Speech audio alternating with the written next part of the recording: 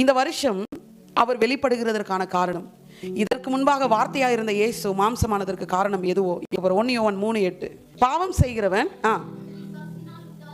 உண்டாயிருக்கிறான், ஏனெனில் இந்த பிகினிங்ல இருந்து பிசாசு எப்படி இருக்கான்? ஆனா பிசாசினுடைய கிரியைகளை அழிக்கும்படிக்க தேவனுடைய குமாரன் வெளிப்பட்டார். குமாரன் 6000 வருஷமா வார்த்தையாவே இருந்தார். அவர் ஒரு நாள் மேனிஃபெஸ்ட் பண்ணார் தன்னை. அவர் மாம்சமானதுக்கு யோவான் சொல்ற ஒரே ரீசன் பிசாசினுடைய கிரியைகளை அழிப்பதற்கு. இந்த வருஷம் கர்த்தர் தன்னை வெளிப்படுத்துவேன்னு சொல்லியிருக்காருன்னா அவர் என்ன மேஜர் ஒர்க் பண்ண போறாரு?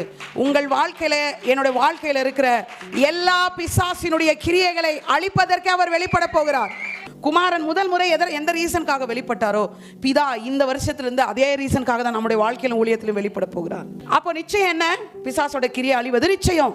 உங்க லைஃப்ல இருக்கிற பலவீனங்கள், இருளுக்குரிய காரியங்கள், தரித்திரம், என்ன விதமான பிரச்சனையா இருந்தாலும், ஒரு சில நெகட்டிவான காரியங்கள் நம்ம லைஃப்ல நடக்குதுன்னு உடனே நம்ம சில யதார்த்தமான ரீசன்ஸ் சொல்ல ஆரம்பிப்போம்.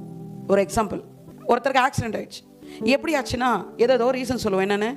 இல்லை திடீர்னு ஒருத்தன் கிராஸ் ஆகிட்டான். என்ன சொல்லுவாங்க ஆக்சிடென்ட் ரீசனு? திடீர்னு ஒருத்தன் கிராஸ் ஆகிட்டான், இல்லை டக்குன்னு நான் அன்கான்ஷியஸ் ஆகிட்டேன், ஏதோ ஒன்று சொல்லுவோம்ல. நம்ம எல்லாம் என்ன நினைக்கிறோன்னா, நம்ம லைஃப்பில் நடக்கிற எல்லா இருளின் காரியங்களுக்கும் ஏதோ ஒரு ரீசன் இருக்குன்னு நினைக்கிறோம். ஆனால் ஒரே ஒரு ரீசன் தான் இயேசு சொன்னார். ஒரு வாட்டி ஜெப ஆலயத்தில், சர்ச்சில் இயேசு பிரசங்கம் பண்ணிட்டு இருக்கார். ரொம்ப நாளாக கூனி, அந்த அம்மா கூனி, அது அப்படி இருக்குன்னா குனிஞ்சே இருக்காங்க, அவங்களால நிமிர முடியாது. எல்லாரும் என்ன நினைச்சாங்கன்னா, இந்த அம்மா எப்போ பாரு இப்படியே நம்ம கூட பிள்ளைங்களை ஸ்ட்ரைட்டாக உட்காரு, ஸ்ட்ரைட்டாக வரணும் பாருங்க, இப்படியே உட்காராதரா, என்ன ஆயிடுவேன், கொஞ்சம் ஸ்ட்ரைட்டாக உட்காரணும். எல்லாரும் நினைச்சாங்க அந்த அம்மா இப்படியே இருந்துச்சு, கூனி ஆயிடுச்சு. ஆனால் இயேசு வந்தார், அதுக்கான ரீசனை கண்டுபிடிச்சார். சொன்னார், இந்த பலவீனப்படுத்தும் ஆவியின் இவளை நான் விடுதலை ஆக்குறேன். அப்போ எல்லா நெகட்டிவ்க்கும் எல்லாம் சொல்லுங்களேன், ஒரு ரீசன் பிசாசு தான். ரொம்ப ஸ்பீடாக ஓட்டுற மனுஷன் அதான் ஆக்சிடென்ட் ஆயிடுச்சு. இல்லை, அந்த ஆக்சிடென்ட்டுக்கு ரீசன் பிஹைண்ட் இருந்தது பிசாசு.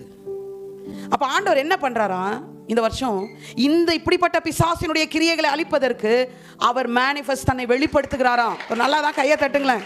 இது ரொம்ப பெரிய விஷயங்க. தேவனுடைய குமாரன் எதற்கு முதல் வருகையிலே அவர் மாம்சமானதுக்கு ரீசன் என்னன்னா, இந்த உலகத்தை இருளினாலே கட்டி வைத்திருக்கிற பிசாசினுடைய கிரியைகளை அழிக்கும்படி.